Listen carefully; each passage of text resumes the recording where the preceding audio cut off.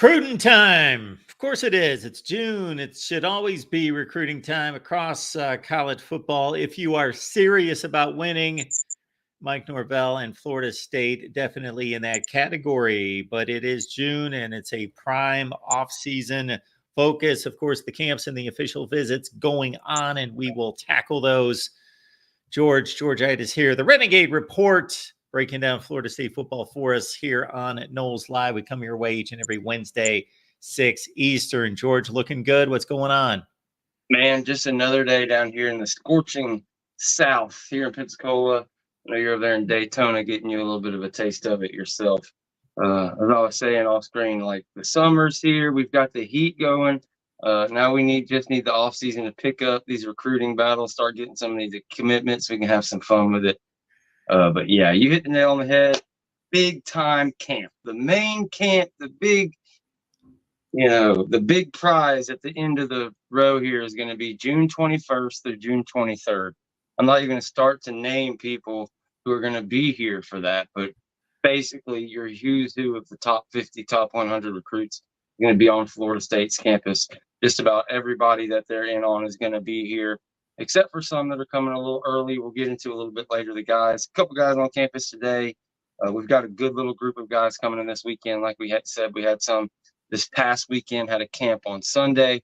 But again, June 21st to June 23rd is going to be huge. Going to be a giant camp on campus. It'll probably be the biggest recruiting weekend of the entire year and end up being the biggest recruiting weekend kind of thus far in Norvell's career at Florida State. When you look at the amount of official visitors, I think we had something like 9 blue chips total or something like that last year, official visit during the summer. It's like 15 on the list and steadily adding to that list every day with more and more people walking in for official visits. So it's a lot of fun for Florida State fans who have had to hear a lot of flack about Mike Norvell's recruiting and all that the past couple of years. It's starting to look more and more like a top 10 recruiting program as far as high school recruiting goes. And yeah, a lot to talk about, a lot of guys. Comments and questions, we'll take them there in the chat. We're here for 60 with George. Hopefully Chris and James show up, but we got George here to talk Florida State football with all of you. And again, comments and questions, we appreciate the super chat contributions as well.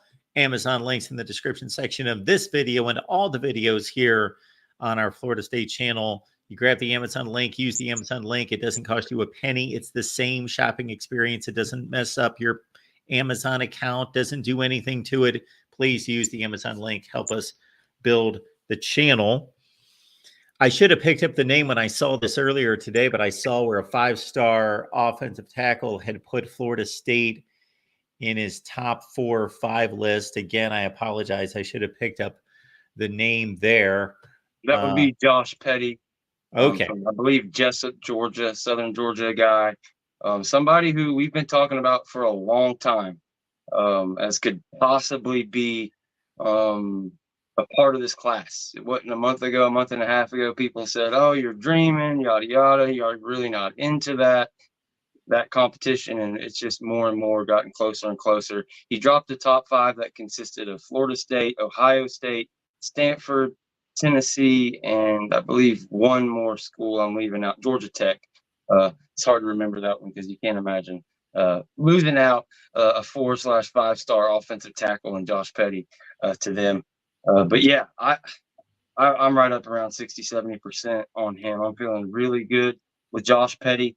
As far as news of guys, Tavion Wallace is one of the biggest recruits in this entire class for us. I'm not sure. He's another one of these borderline 4-star, 5-star. He might be right on the edge at like 35 in the country or something where the 5 stars cut off. But one of the top inside linebackers in the entire nation, 6'1", 210 pounds, something like around there. He's like the prototypical guy for Randy Shannon to bring in, and just exactly what people have been complaining about him not bringing in. He's moved his commitment date up to July 2nd. So going back to what I told you guys to look out for June 21st to June 23rd, that bodes really well for me, in my opinion, for Tavion Wallace to move his date up to July 2nd. So look out for him to possibly connect to Florida State right there on that weekend, along with who knows else right there. What's up, big game? What's going on, guys? How y'all doing? Doing well. How about you? Minus the BS, my life is great. Nice. Summertime, and yesterday was a really exciting time in the high school coaching rankings. Yep. When the guy that you mentor and you coach is the face of being politicized for name, image, and likeness at high school. So it's very interesting world we have going on down here. So all good though. Well, you guys are way above my head on this one. What are we talking about? FHSA. So name, image, and likeness, obviously, everybody is the boogeyman that everybody's afraid of in college football. And only in America do I have a saying called MFTK, which 90% of the legislation and the things that we do is the literal interpretation of what MFTK stands for. Most of it's not mentoring, and it's definitely not for the kids. But FHSA passed the bylaw making it open for high school kids to be able to get basically marketing deals. It hasn't taken full effect yet. It has to pass the Board of Education. It will pass. But July 1st, we should have open season for kids being able to go search, get marketing deals. And now everybody's concerned about have we been teaching capitalism properly, which is basically how I interpret it, is have we been teaching capitalism to our young people properly? And what about the kids? Or as a high school coach, is the politicized part is we're fighting a battle. I said we. I'll be honest with you. Whatever the increase is, now that kids get name, image, and likeness, I'm going to buy a kid.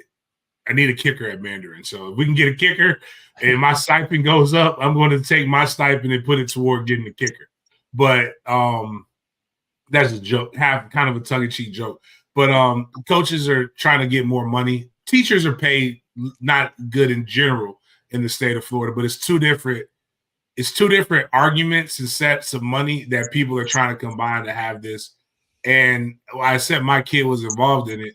Now we've got people making, like, saying my kid has contracts, not my kid personally, but like the kid I coach, he has contracts and they're putting values on the deal.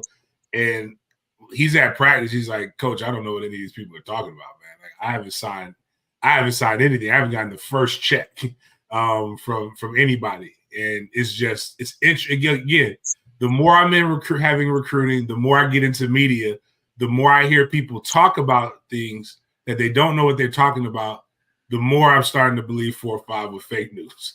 Like, it's just, you can make anything go the way you want it to go. Oh, there's no doubt. People are going to paint it in a way that fits for their narrative, and they don't mind even if they know or regardless, as long as it comes off good in that tweet. But it's funny you said that about one of the players you coach and everything, because they used kind of Ladarion Clarity here in Pensacola area with his kind of big rise lately. WEAR 3 News did a whole special, went over there to Escambia and talked to him. And he came out and said, he was like, look, my dad, a couple of weeks ago, we found out this was coming through. He's already taken the class to be able to ready to help me out, and talked about all the great things he'll do to help the committee. But it's very interesting. We could talk about how this could possibly change high school football, the coaches, the players, the whole 9 yards. But I thought that was a pretty good name to bring up. I believe he's going to be here this weekend along with about 6 or 7 other pretty big names. I've been telling you guys about Flaherty for a long time, but he got that official visit. He got the offer, and now starting to move up into that next level of guys, move up the board at Florida State. I believe with him being here this weekend, like, if I'm right about that, you could see a chance where he come out and named a leader, or could possibly get a commitment from him. He's grown about 1 inch since I started talking about him a couple months ago. He's up to 6 foot. So getting a little bit more into Pat Surtain's height range, and there's just not that much skill. There's not a giant group of super tall safeties and stuff this year. So look out for him in that NIL game, and then also the group of official visitors for this weekend for sure.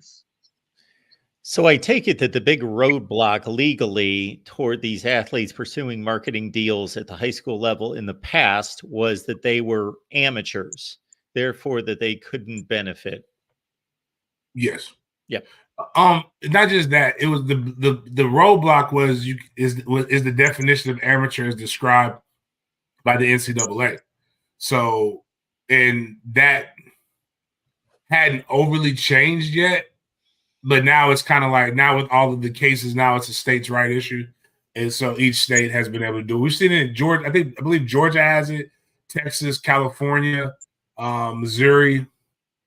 Nothing out of the realm. Like as a high school coach, like we do at Mandarin, we do a really good job. We raise about $150,000 annually just for the football program through different things, and that's hard. So I say that to say is nobody's just jumping in to pour millions and millions of dollars into athletics. Now, what will suck, but I think this is the only saving grace. Like collectives can't join in. Like you can't. That's still illegal. So like, let's say like use a kid, Tramel Jones Jr. Tramel Jones battles in because he's committed to Florida State or any other school. Can't just go in and say, "Here you go, Tramel. Here's $1,000," because he's still not a part of that Florida State entity.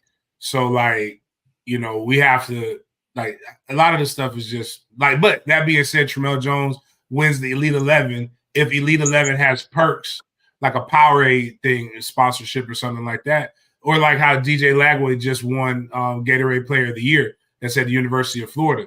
Like if Tramel is able to do something like that, he could now go get an endorsement from Gatorade as long as it doesn't legally trip up any contractual obligations that we have at Mandarin High School. So those are some of the things that can happen. But ain't nobody just going around paying little boys not $1 million a year. So you ain't got to worry about it. Not yet. Chris Frazier, Spiratics on board. Chris, appreciate you being here. I finally made it. Good to have you here. And let's go back to recruiting. So we know that the huge weekend's coming up, as George had outlined, on June 21st. Where's your eyes and ears here for the next few weeks regarding some of the top targets? The offensive line in particular is where my heart lies anyway. We've got a lot of guys coming here lately, which was in the past 2 days. We've had 4 new gentlemen that no one has been talking about all set up their official visits with the university. And tomorrow those 4 will be announced. So I'm not going to take that away from them because it is kind of a big deal. They're pretty big names in this class. So I just put it out there to fans to pay attention to tomorrow when that stuff drops. There's going to be quite a few. I think people that go, "Wow, I thought he was committed to such and such," but they will still be committed to where they are. It's just they weren't going to do an official visit with Florida State. Now all of a sudden there was a particular defensive back from England that decided to come to Florida State, and he had a wonderful visit, and it turned into a whole bunch of things for a whole bunch of other people. He went out telling a lot of the guys that respect him for his gameplay and his attitude and leadership. And now 2 of those 4 are because of him, because he told them just how truthful and upfront and honest that the coaching staff was at Florida State. They showed him exactly how they would use him in the defensive scheme. So it got a pretty good amount of attraction for some gentlemen that weren't necessarily on Florida State. I'm not saying that Florida State wasn't on them, but they certainly were not on Florida State at the time. So now them setting up official visits to come to Florida State is really big. Outside of that, we've got Tavion Wallace that I think that Florida State's doing a phenomenal job with. I think Coach Randy Shannon is doing really good with him. We had a big man's camp. We had another camp over the weekend as well. Some guys got some offers. But the 21st through the 23rd, we were going to have about 23 official visitors, not just visits, but 23 official visits. Now it's up to 27 or 28 official visitors are going to be there at Florida State from the 21st to the 23rd.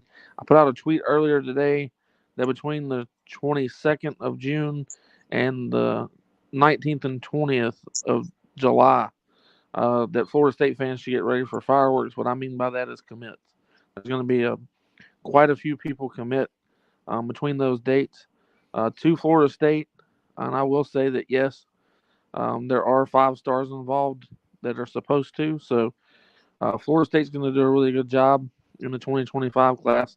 I've actually got an article coming out about everyone that I anticipate that will be there, including the top or these new 4 that haven't been announced yet. There will be an article that drops tomorrow about that. So it'll be first thing in the morning when it comes out. But everybody that I've spoke on before, like Petty, Addison, so many others that we've had on campus previous, but those gentlemen will be there.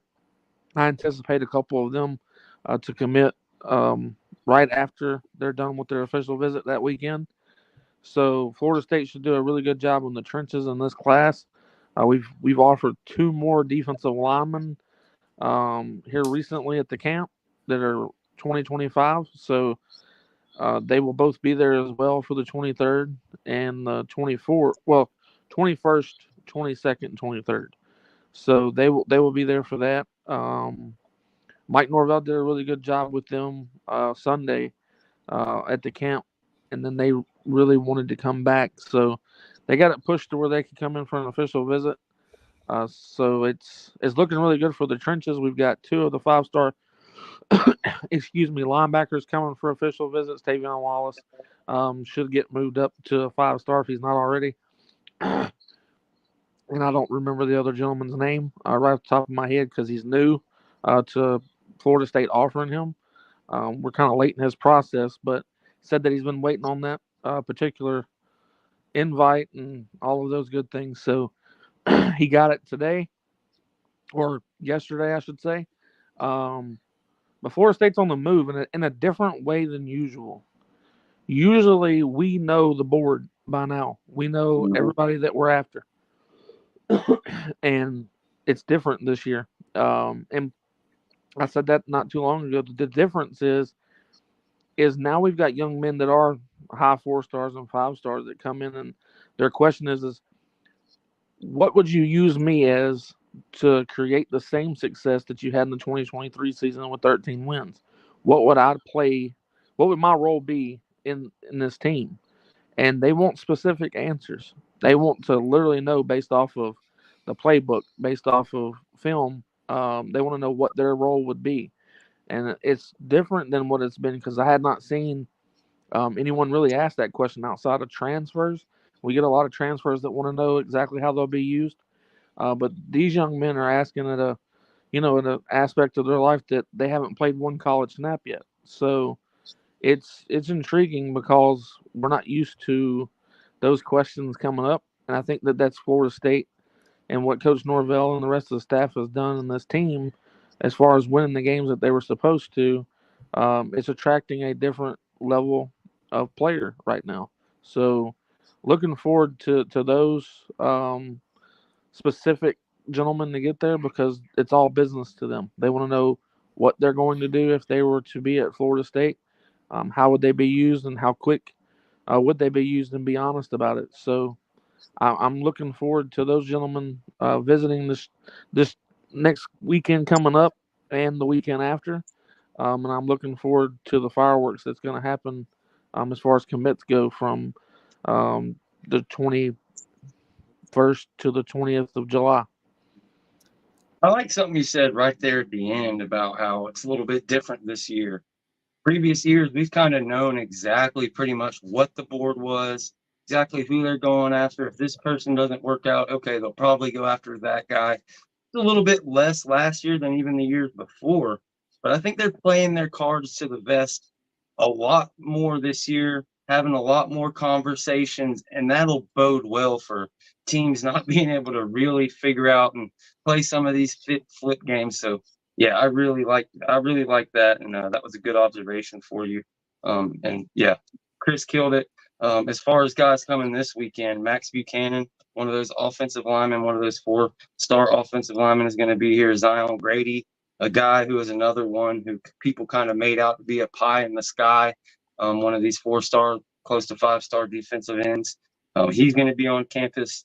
They had Jalen Wiggins from the UF commit on campus again today. I don't know how close they are to getting that flip done. I believe he's still got an official coming up to UF, but they're pushing steady along. Osman Chroma is supposed to be here this weekend. I don't know if he'll show up. Ethan Pritchard, the linebacker that's already committed. Max Redmond, the 3-star safety they recently offered. But yeah, love what Chris said, and that's about the rest of my 2 cents. Big picture question for all of you. We can go around the horn on this one. This is the best football program in the state. That's not even debatable. Until somebody else starts winning some football games, it's not debatable. Okay.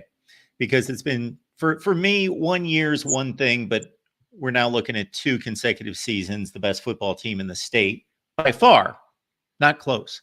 Okay. So it's the best program with the best coach. And we got a situation where the recruiting rankings haven't necessarily reflected that. Now, I don't know, because of what Miami is and what Florida is as institutions with money and resources. And when I say money, I would have said money 10 years ago, but especially money today, up front, right over the table to these athletes, that any one of these schools can possibly pull away from the others in recruiting. There's just too much talent. Possibly, I'm asking this question, maybe just too much talent for any one of them to be dominant. But if there would be a dominant school based on the results on the field, you would think it would be Florida State would be pulling away, and this would start to be reflected in the recruiting rankings. Well, before everybody gives their thing, I'll just say this. Okay, the problem with the recruiting rankings is they base it on only high school. And what happens when guys transfer out, they don't subtract them. And when guys transfer in, they don't add them. So if you really did all that and you broke it down, Florida State is kicking everybody's ass. Excuse my language, but yeah, with the transfer portal. So until they change that, just the high school, we're not going to take 30 people like Miami did ever. So if you believe Miami signed a top 5 class, believe it. But they signed 15 4-star and a whole bunch of 3-stars, 20 something of them. But that's my opinion on it. And I got plenty more, but I know James is ready to go. Oh, no, I think George made a good statement, but even if you forget adding the transfers coming in and out, the only way you're going to make a top 5 class, and I've said this numerous times, it's a numbers game. You have to sign between 26 and 30. So if you go back and you look at all the teams that are in there, in Florida State, Mike's just not interested in signing that many guys. One of the things that's probably more indicative of what the competition really looks like or what it is the average star rating, or what that ranking is.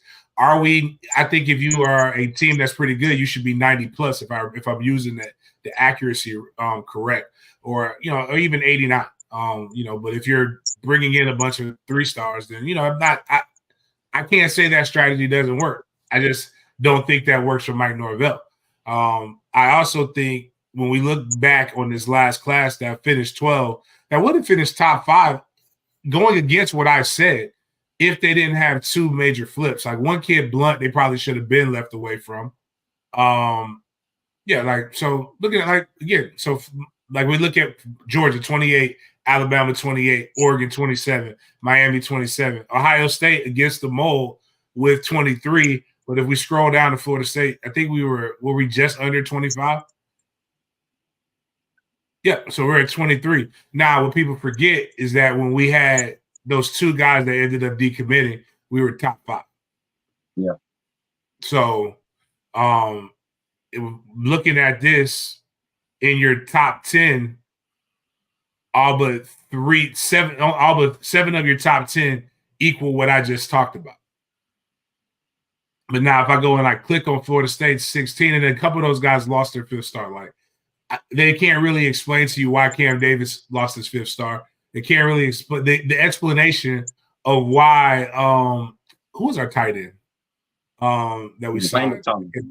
Landon Thomas was a 5-star when he was committed to Georgia, but he commits to Florida State and he loses his 5th star. Now they say it's because he didn't play in the All-Star, but it wasn't anything that he didn't do in his but he didn't play in the high school All-Star game so that he can come to college earlier and practice and get prepared so that he could go to do what he needed to do. Again, I just think we may put a little bit too much in it. But Mark, if you don't mind, click on our commits, Look please. at Clemson right there. I mean, and before I click on the commits, to your point, James, of course, Florida State at 90.9 average player rating and Miami even 91. It's virtually a tie. Right. I mean, and again, Miami's doing their thing. But when I look at this, Charles Lester is going to be an immediate contributor. Jabari Howard, contributor. Kai Bates, contributor. Cam Davis, contributor. Dwayne McCoy, contributor. Landon Thomas, contributor. Probably won't go with some of the other guys. Tamir Hickman Collins is probably going to have to end up playing a little bit. For whatever reason, they did this weird too. So if you scroll down a little bit more, the signed letter of intent gives us more of our 4 stars. Mekhi Danzy is going to probably play. Elijah Moore is going to come in and play. Manassas is going to come in and be a contributor. I'm looking at the guys that we have that are going to come in and play. They're going to be able to provide you something. And then the guys that we did have 3 stars, you're able to get program guys that are going to be able to come in and build depth. So to me, it becomes more of what works for the coaching staff.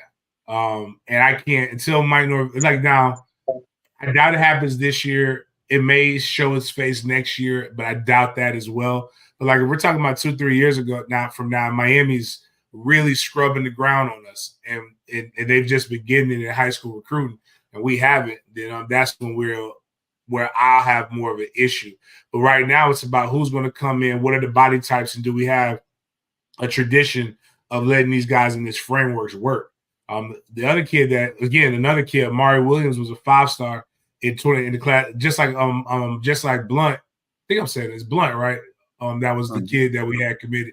Yeah. He was a 2025 kid. That was a 5-star. Amari Williams was a 2025 kid. That was a 5-star. He was the #1 athlete in the nation for class of 2025, but his 5th star didn't carry over when he reclassed, which is, yeah, I'm not crying about that. That's fine. I just think, recruiting is recruiting. At the end of the day, it's about what's going to happen on the field. And I will not be as vocal as some other people have been until I start seeing us not competing for championships, because that's the standard to me. Right now is Florida State are we not going to be considered a team that should be in the ACC championship this year? I can't see us not being one of the teams there. Not saying we will, but I'm just saying for me, I wouldn't predict us not having the opportunity to play or compete for that.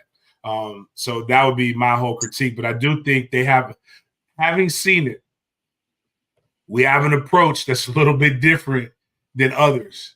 And as a coach, I can say it's frustrating. As alumni, I can't, because I get it. Mike wants the guys that he wants. You get the pomp. This is when you're supposed to get the pomp and circumstance and the cool stuff and the Garden and Gold guys taking you, the 5 finest women they could find on campus, escorting you everywhere and doing all these different things.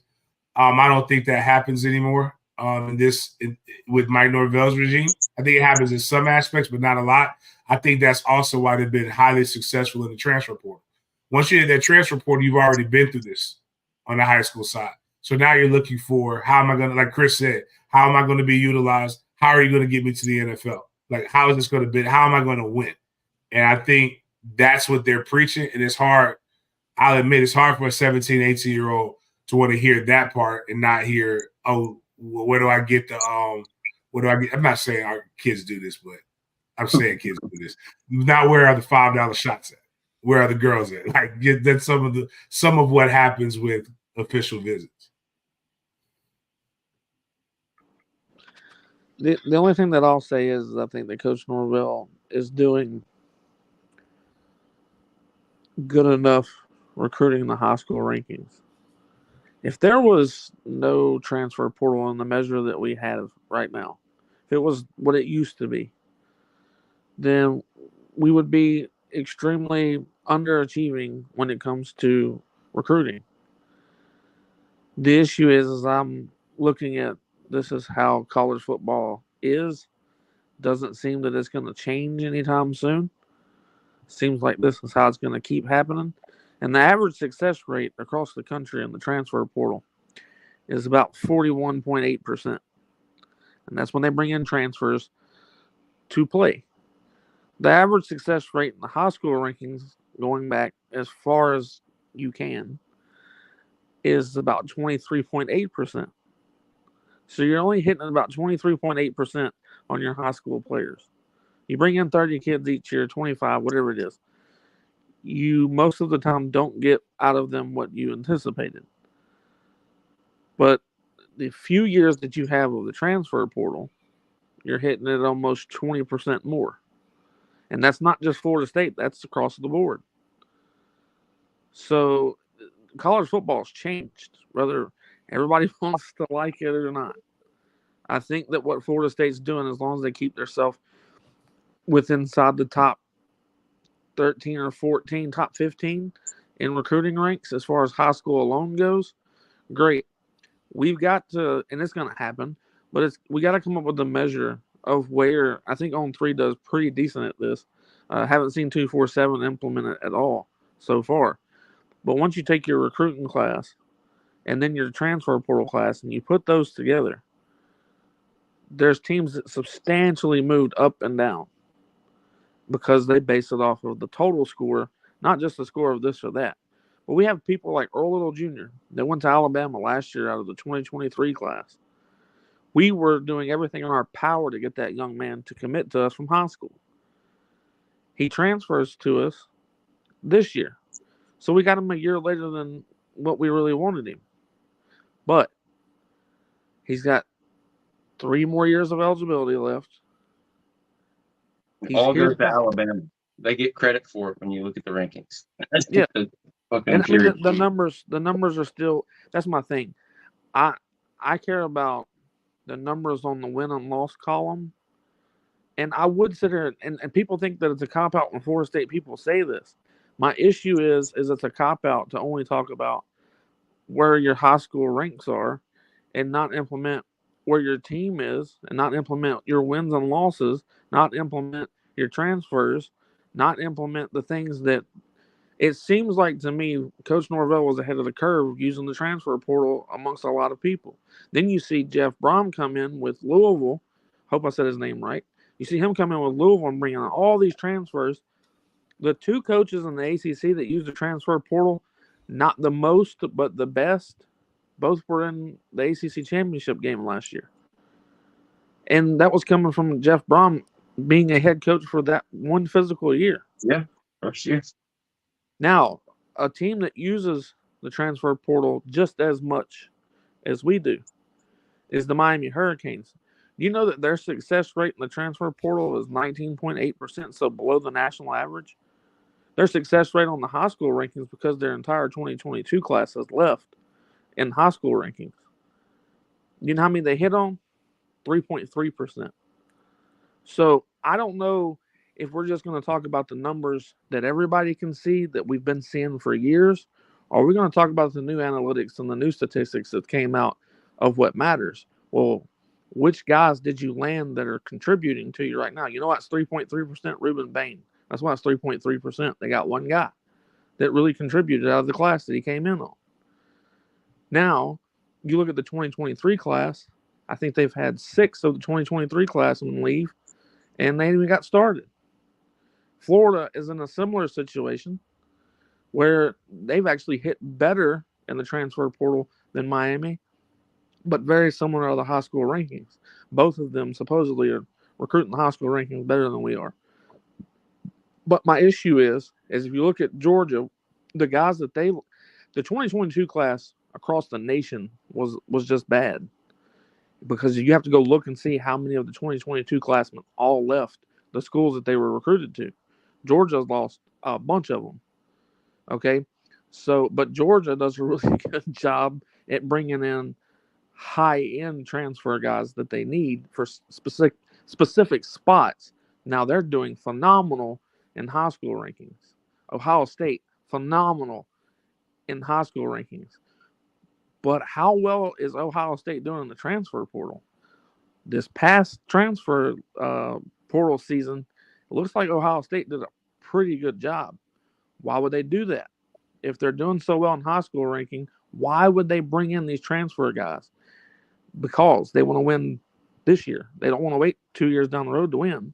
They want to win now. So I think Mike was ahead of the curve. I think he started using the transfer portal at first to rebuild a team as quick as possible, build a roster as fast as possible, bring some veterans in with youth. But this year, you're going to see Mike Norvell and the staff use a lot of youth when it comes to the wide receiver room. But it's very talented, but it's unproven. You brought in a couple of wide receivers that have a little bit of experience. And you had a couple of seniors left over that have some experience. But I bet you watch the young guys like Hakeem Williams. I bet he plays as many, if not more, snaps than any other wide receiver on the field for Florida State, and he's going to be a redshirt freshman. So we did it a little bit different, and a lot of people are questioning the ranking system and all of that stuff. I don't really care if they ever do it correctly, and it stays a secret. Oh, how is Florida State winning all these games and they haven't got a top 5 class yet? How do they keep winning? How do they keep doing this? Because there's more analytics out there and more statistics to what's going on than just what 247 on 3 and ESPN's top 300 and Rivals says when it comes to recruiting. I'm going to listen to the guy that's winning me football games and how he's winning me football games than I am the gentlemen that don't do nothing but bring them to a camp and they get a 5th star because they said they showed up. I don't know. Just rankings have always irritated me with high school rankings because we had Malik Henry at one point was one of the top quarterbacks in the country. We had A.J. Duffy, one of the top quarterbacks in the country that we recruited from the high school rankings. Ask me where both of them are. Ask me how well we hit on those guys. We brought in a bunch of offensive linemen in the 2022 class, Quayshawn Sapp, so on and so on. Ask me where they're all at. There's one left. Out of that whole class, there's one gentleman left.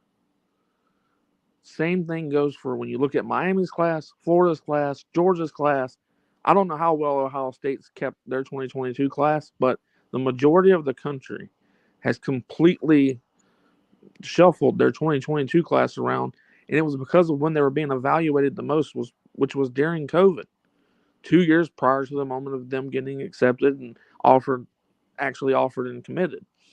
There was a huge downward trend when we weren't able to see young men play, and they just stuck with, well, they showed up to this camp, they did this, they did that. It's going to take this class will be the first one I believe is very accurate back to what it should have been. So we'll see what happens, but I think Florida State's doing better than everybody else in a lot of cases. But yes, we could do better in the high school recruits. I think this year will prove that, but we're probably going to be ranked decently high, but it's not going to be the sexy type because we're going after trenches this year in a big way. It's not all the skill players. Not that we won't get some. It's just that's not what we're after this year. Look how many wide receivers you brought in for last year's class. You're not going to be looking for a bunch of wide receivers this year. You bring in a running back every year. Our running back room's considered one of the best rooms in our entire team. So DBs, same situation. Conrad Hussey is going to be a redshirt freshman. He's going to be playing a lot. Edwin Joseph, redshirt freshman. He'll be playing a lot for Florida State this year. So on and so on down the line. Florida State is playing a lot of youth this year. So I think that they're doing pretty good, and I think that the high school rankings are the high school rankings.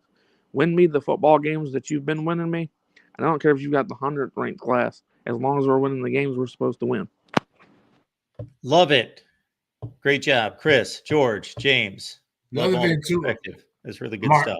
Keep going. Mark, the other thing too, I was looking at I forgot. I don't have the list. They did the top 10 recruiting rankings in the last in the college football playoff era. Okay. So only 2 teams that are really ranked high that have been to that college football playoff consistently. That's Alabama and Georgia. Wait a minute. Michigan wasn't in the top 10 during this era. Ohio State got in there. They were in that. Washington wasn't in it. Texas just got in it. And I believe Oregon, Oregon hasn't been to a playoff. No, Oregon's been to one. That's why I apologize. Yeah. Oregon's in there. So it was amazing the schools that were in that top 10, like what their average. It wasn't like it's what their average was. See, I would and it see was just like when you sat back, you thought about it. The teams that have won national championships, I mean, outside of Georgia, and if you take Georgia and Alabama out of that, and because a lot of, but not Georgia. Georgia's too straight up. Alabama might have had a little bit of help in a playoff or two here. The other ones, it shows that there may be a better way. There may be a different way to get the results that you want. Now, to my recollection, and before I say this, to Chris's point, we're in a different world now. So we can't even look at the college football playoff here and say that it's analogous to what we're going to see going forward, and have seen for the last year or two because of the transfer portal. But I'm almost certain, James, I might be wrong because it's been a while since I've looked at it. If you look at the total team talent rankings, which is basically just a composite of the recruiting rankings during the college football playoff era, it basically shows you the playoff. Alabama, Georgia, Ohio State, Oklahoma, Clemson, LSU. I think that's the top 6 right there.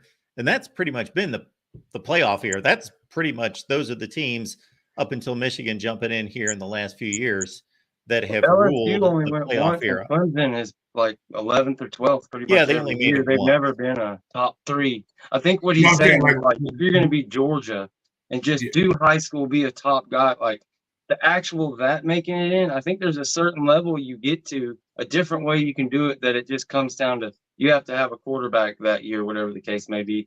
And with 36% of the NFL draft being transfer guys, there's a way to do it without being that top 3, top 5 level. Now, I think is what James was saying, not to take the words out of his mouth. I think what was the most unsustainable team, and we've seen that, would have been TCU, like where most of their guys, that was mercenary.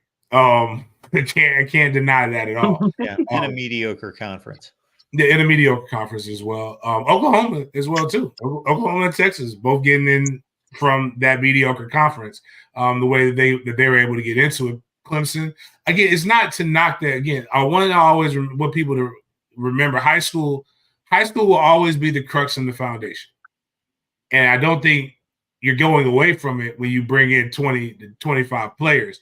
It's just trying to find a different way in order to make yourself better at that moment. Because I'd argue the reason why Clemson, since APR has been lowered, not taking advantage of being bullheaded and not taking advantage of the transfer portal, as well as getting hit by people leaving your school from the transfer portal, has probably been why they haven't. And I hear what Dabo's saying. I all respect to somebody who keeps their head to the ground and wants to do it their way. But you can't, a Clemson fan or Dabo in real, like if we're speaking real, can't say that there wasn't a player or two that they could have gotten in this last transfer portal that would have helped them with the weaknesses that they had. And that's what people are using. Coleman could have swung the whole conference. If Clemson gets Keon Coleman, I mean, maybe they win that game and go across. Maybe they never lose to Duke. Maybe they got somebody to throw it up to. I argue this. Forget getting Keon Coleman.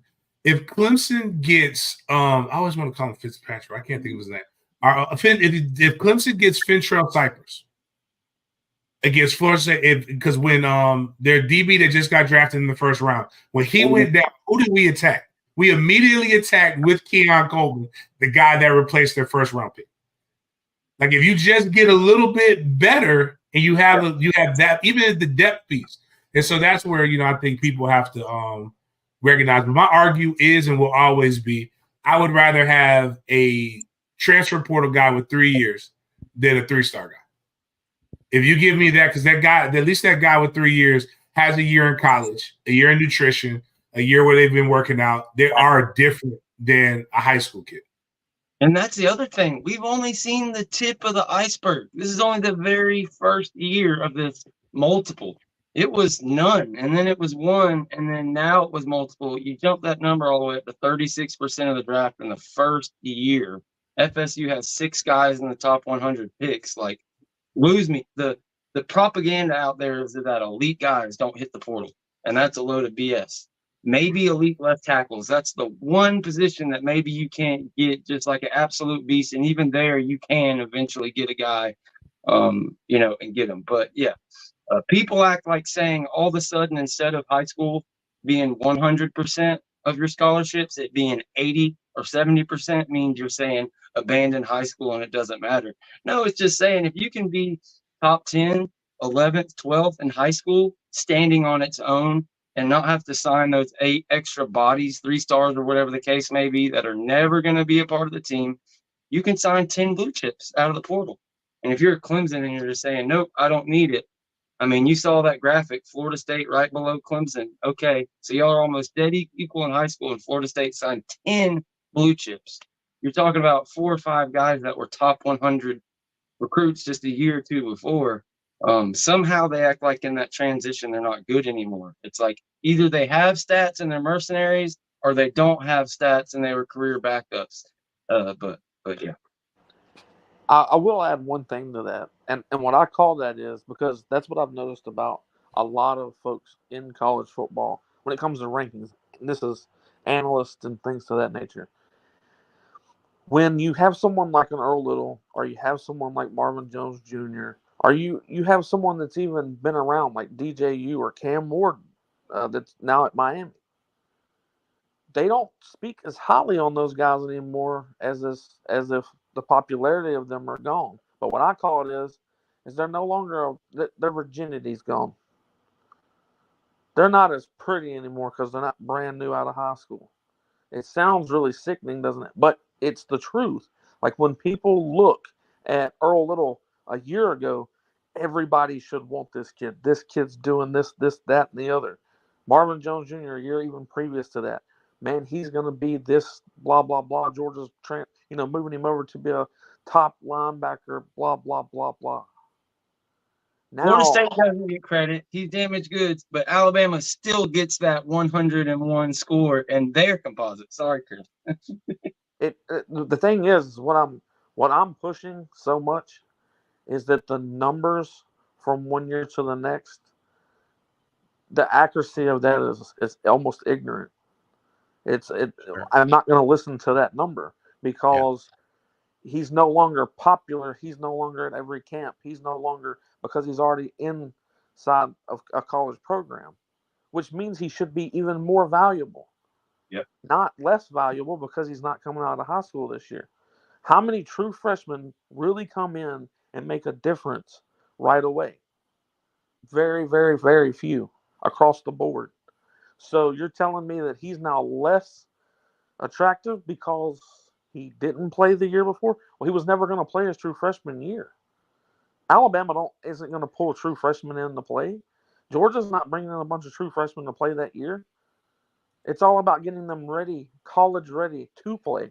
So now that you've given us a year under that Alabama program that's been talked about of being the best in the country for years, Georgia now being considered one of those as well. So you're telling me this kid just went 2 years under the defensive coordinator and the head football coach in Kirby Smart, who's a defensive coordinator at heart, and who he really is the defensive mind. You're telling me that Marvin Jones Jr. is now no good because he went through 2 years of one of the best programs in the country? I'm lost. I guess that means that the gentleman we brought in, Jermaine Johnson, who went in the first round in the NFL draft when he came to us from Georgia, he was under Kirby Smart for a year. We saw what we got out of him. So my problem is the numbers do not correlate over to where they drop these guys at. And they say, well, it's because he didn't play enough. He didn't do this enough. He was a true freshman. He's not going to. So that doesn't add up. You're telling me that this man lost 30% of his value because he didn't play his true freshman year? That don't add up because it has been proven year in and year out. Trey Benson going in the draft. He was a one-legged running back. That's what everyone said. He came from Oregon. Why would you risk that? Why would you go after a guy like that? Johnny Wilson, completely unproven at Arizona State. Why would you go get this guy? He can't catch the ball. He's not this. He's not that. Another draft pick. Jared Verse, another draft pick that came from the University of New Albany, who no one was talking about, who got no offers coming out. He was a no-star coming out of high school. First-round draft pick. Fisk coming from a small school in Michigan. Nobody was talking about Fisk. Everybody said, what is Mike doing? Why are we offering kids that are from these lower-end schools that aren't any good? It didn't matter how many times Mike and the staff hit on a Jared Verse, a Jermaine Johnson, a Trey Benson, a Johnny Wilson. It didn't matter how many times he hit. They still questioned every transfer that he brought in. Every one that he brought in, why are we doing this? Why are we doing? Just go get a high school kid. Just go get a high school kid.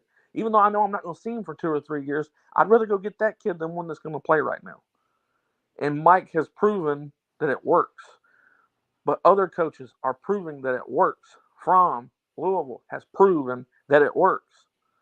So I don't understand why we keep losing all of this mindset of winning in the numbers that the Kirk Herbstreits and the Chris Fowlers and all of them come up with, and then even going lower than that when you get in 2-4-7 and on 3 and rivals. Well, that kid didn't do what has always measured up for them to be a top 3, 4, or 5 star in our ranking system. They wasn't there. So according to all of those ranking systems, Jared Verse, Johnny Wilson, Trey Benson, all of them guys were worthless. But they all just went in the NFL draft. So forgive me, I don't trust those people. I trust the ones that just put X amount of players in the NFL drafts. And that's not just Florida State. That's across the board: Michigan, Ohio State, Georgia, Alabama, Washington. They put those kids and young men into the NFL, regardless of what their ranking was coming out of high school or wasn't. So we need to put a cap on this. I love this discussion. I could hear you guys talk about this all day as it pertains to Florida State, because I know what we're talking about on a national level, but I love to hear it applied to Florida State and what Mike Norvell's doing. I will just say this one thing. I'm a believer in the recruiting rankings, but I don't defend them to the hilt. So number one, are there tons of aberrations out there? Absolutely. Tons of busts. Absolutely. But I believe in the recruiting rankings as a whole. Now, whether they are accurate because those evaluators are so good, or because they're just following the offers and what Georgia and Ohio State and Michigan and Florida State and those schools are telling them about those guys when they eventually make the attention in that direction, I'm not going to argue that one way or the other. I don't know if they're that good or they're just following a trail that makes them accurate in terms of mass. Unfortunately, we don't have too much time. Yeah. Just talking about two different things. Like there's that before the portal and the unlimited transfer, and then there's now. I agree. I think everybody here was on board with the blue chip ratio in high school recruiting, and it really did. Even though you still have a low hit rate, everybody has that. So the most top 300 players you can get, that was a great indicator. That was all your draft picks, things of that nature. But now with the portal, and 36% of the draft picks are from the portal and things of that nature, they're refusable to track the guys. Earl Little is on Bama's count. He's at Florida State. All these different guys. That's the issue. Not believing in it. It's just I don't believe in it at all now, just because they're refusing to address this giant elephant in the room. And when they do it overall, the weighting is so ridiculous that a Florida State moves up one spot. When it's ridiculous. But I know that 36% number, if that holds, and we can put that together with other metrics that are close, then we're going to be able to say 60 to 70% of your efforts need to be in the high school recruiting ranks, and that's going to predict your success rate. And then the other 30 to 35%, if that holds, and it sounds like it's about right. And just to extend on what Chris said, and I know he was just making a point about last year's ACC championship game, there is no question. I haven't run the metrics on this, but I look at transfer portal rankings and all that stuff almost every day. Mike Norvell has done a better job in the transfer portal than anybody in the country. And I don't even think it's debatable when you weigh the quantity, but more or less the quality. When you lay down Fisk and Coleman and Wilson and Verse and Cypress, whew, Nobody's doing that. Benson, nobody's doing that. Now, Ole Miss just had a run on guys this past year. We'll see how they work out. Ohio State, it's more of they just targeted like 3 superstars, so that's a whole different deal. But in terms of bringing in basically, a team that got you to 13-1, there it is. My last thing about just recruiting, and this is my personal story again. A lot of the things I try to take just to make it realism. When I trained Derrick Henry, so if anybody doesn't know who that is, Heisman Trophy winning running back, been killing it with the Tennessee Titans. I forgot who was with him. I think it was with the Ravens, not isn't it? It's not fair. A mutant of a man. Derrick Henry was a 4-star. Derrick Henry ran 4.4, was 250, was 6'4". It has the national high school rushing record. There was no reason to they had Sony, I believe it was not Sony Michel. I forgot who was the running back that was ranked higher than him. I always asked, and I've asked the 2-4. I haven't asked anybody with on 3 because that's newer. I said, what are the 35 things like that? Let me put it. If there were 40 things that you look for in every prospect, and to be a 5-star, you had to check off 36 of those things, I would be able to respect it. Because what that would mean is some years we'll have 10 5-stars. Some years we may have 45 stars. Yep. But we don't. We have the same amount of 5-stars every year. So what that tells me is that is a situation where we know, as my mentor told me, there are 3 things that will always get you clicks on the internet. Gambling and gambling advice, niche porn, and recruiting. And that's the only reason you're putting it in there.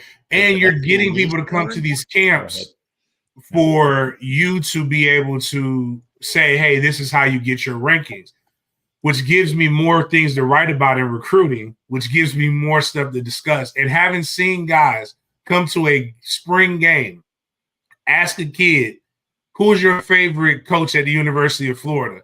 And then write an article that's only for members saying that such and such loves the University of Florida because he likes this, because this coach is recruiting him hard, and seeing the words just get filled in from a kid that didn't give you any of those things. That's part of the reason why it's not that they're wrong. It's just that sometimes, and then also seeing, I won't name names, but there's some kids that even gone to Florida State that I told them, I don't know why you're recruiting that kid. He's not any good. He's not a 4-star. He's not a 5-star. And yet that ranking gives them a percentage increase. It used to be, I don't know if it still is now, but it used to be if you finish top 5 in Rivals or in 247, you got a performance bonus. So it serves a purpose, but it's not the end all be all. Everybody can be wrong. That's why we have human error. Guys, you're the best. Please be brief, but I want to give you your time. Den Media Group with James, what's going on there? Please join it. Try to get to 6,000. We're 162 away from that. But more importantly, and I'll talk about you with this later on, Mark, is that time of year. I think this is my fifth annual book bag drive. That's all I'm focused on. If you go to my pin tweet, we have an MFTK cap for New York Knicks color or Boise State. We have a FAMU MFTK cap. So, Mark, when you go do that channel, so after us, they can go get some MFTK caps. They're the same colors as FAMU. Or we'll have FSU. We have black and white. But buying a cap literally buys a book bag and a week's worth of groceries for some young men and women. And if you don't want to do that, you just want to donate, please do that. We're trying to get 4,000 book bags this year. That's the goal. It's a huge undertaking, but I appreciate every penny, every dollar helps. George. The Renegade Report right here on YouTube at the Renegade Report. You can find us Sundays, Mondays, Tuesdays, and Fridays. 4 shows a week. Monday, we have the Renegade Roast. Sunday, Tuesday, and Friday, we have the Renegade Rundown, your FSU football and recruiting kind of serious podcast. So we'll see you guys there Friday at 7 Eastern. Awesome. Trying to get to 2,500 subscribers. We're really close, like 55 away. So y'all get over there. If you're not already, please subscribe. We appreciate it. Chris, Spear Addicts. Mondays and Thursdays, 8 p.m. Eastern. Videos drop throughout the week. Discord's doing pretty good right now. Make sure that you get over to my autograph page. all you got to do is go to Autograph, put in all caps Spear Addicts. It will give you probably about 300 coins. Those coins are used for rewards of winning tickets to games, winning memorabilia, signed things from former players, current players, former coaches, current coaches, etc. The biggest portion of that is you can win the opportunities like going to Ireland. You can win the opportunities of going to the ACC championship game. Whatever game it is, there's a multitude of giveaways. So you use those coins, and you get coins every time that you read something on Autograph, every time that you watch something off of Autograph, being Florida State content or any other content. They cover almost every team in the nation and also outside of it if you like soccer and things of that nature. Other than that, the thing about the 36%, I'm done, I promise. The 36% of the gentlemen that were taken out of the transfer portal into the NFL draft, at one point in time, transfer or not, they're all high school recruits at some point. That is a fact. That is a That fact. is a fact. Thank you, Chris, James, George. You guys are phenomenal. We don't have a show, we don't have a channel without these three, so support them. Den Media Group, Renegade Reports, Spear Addicts, everyone. See you back here next Wednesday at 6 Eastern.